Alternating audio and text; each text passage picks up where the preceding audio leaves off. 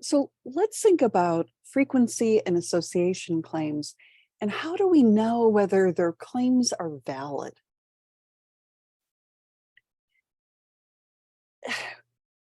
When we're thinking about these claims, there are really four issues we're thinking about: external validity, whether the findings are generalizable; construct validity, do the variables really measure what they're supposed to measure; statistical validity, the extent to which studies' conclusions are reasonable and accurate; and internal validity, how well the findings can be attributed to the hypothesized variables. For frequency claims, internal validity drops out. So we're only going to be paying attention to these three concerns. So with frequency claims, in terms of construct validity, we're asking how well is our construct or a conceptual variable operationalized. So when we're saying that 39% of teens text while driving, how do we measure that? Are we observing it? Are we asking people whether they text while they drive?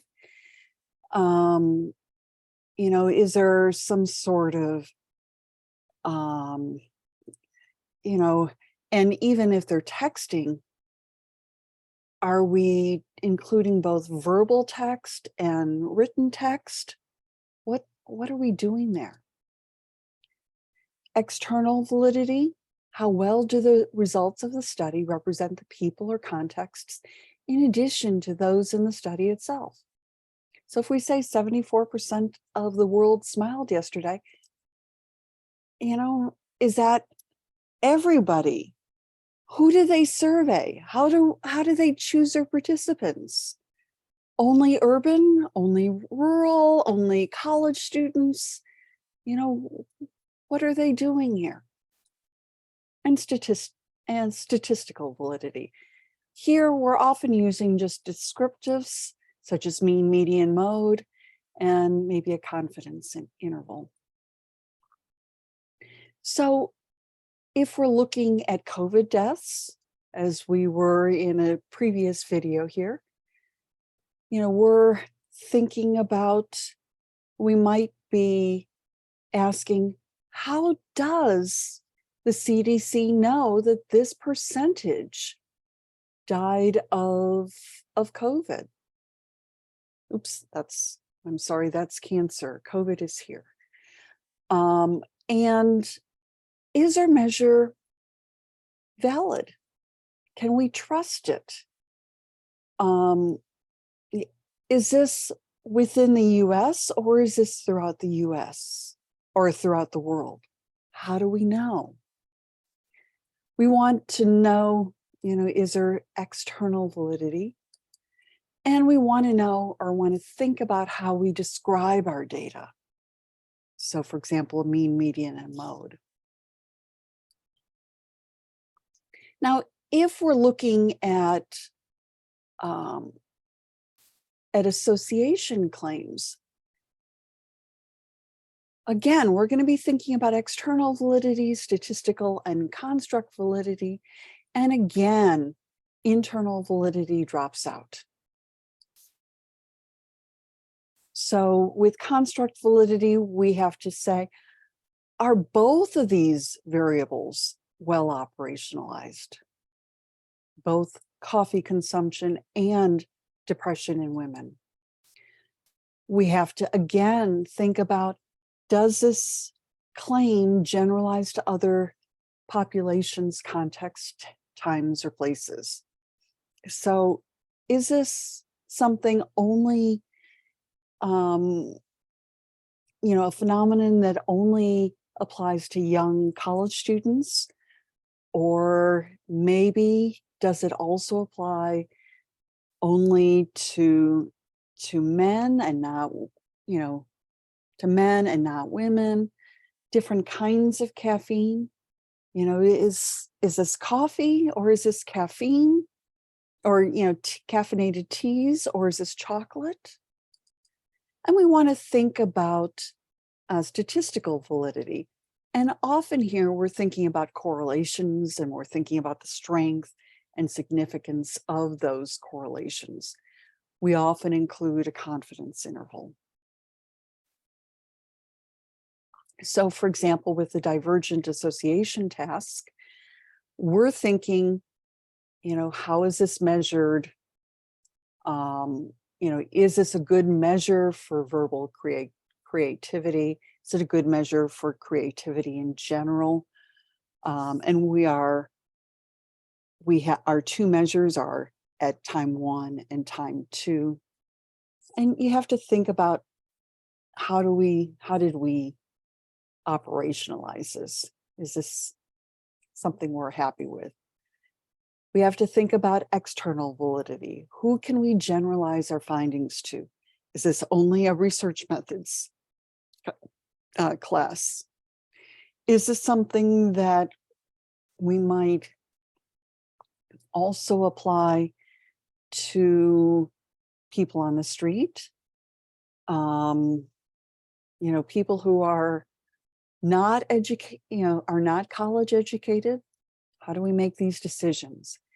And here we are,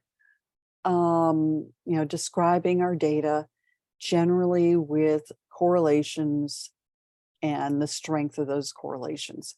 So ignore what it says here in the blue box.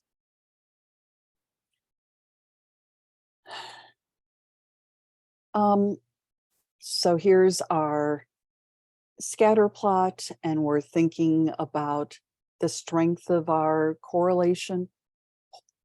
It's a 0.4, actually pretty good correlation, given that it appears that all of our points are all over the place. And as always, you should be asking yourself about some of the terms that we're using. Is this a strong correlation? How do we know whether it's a strong correlation? What's the x-axis? What's the y-axis? What do the points mean? And what does the slope mean? And if you're just asking yourself some of these questions, the first exam will be somewhat easier. Now, let's talk a little bit about how we present our data. Changing what our y-axis looks like really changes how we, the interpretations we draw. These are the same data, but instead of presenting it as a correlation, I've done 2 bar graphs or done a bar graph. And here it looks like there is a large difference between test 1 and test 2, that people do a whole lot better on test 2. One of the difficulties, however, is this range. And so with this first figure, we had a range between 76.94 and 77.08, less than a point. Here we're looking at a difference of 25 points, and it really doesn't look like there's much of a difference here. And probably not. Think about which figure you like better and why. Let me give you a hint. I think this figure here distorts our data and encourages us to draw a poor conclusion. As a result, I would suggest that we try and be more honest in how we present our data, and that this figure here is a better description of our results. One of the things you can think about is that there are lots of different ways that we can present our data. This is a box and whisker plot, which is again using the same data. Again, on the x-axis, we have test 1, test 2. On the y-axis, we have our DAT scores, again, ranging from 60 to 85. What's different here is that that the box and whiskers give us all sorts of other kinds of information. So this here describes our median and our third quartile. So 75% of the scores are below this. This is our first quartile. Obviously, the line here, our median is our second quartile. This is our maximum score, minimum score with some outliers. And same here. This figure is one that you may want to come back to and think about in the future. I'm not going to talk our way through this figure, but I am pointing you to it because it's a useful way of sort of pulling together how we think about these data. And it also is likely to be very helpful to you with the assignment for this chapter. I'm going to say goodbye. Our next video will talk about causal claims. Take care.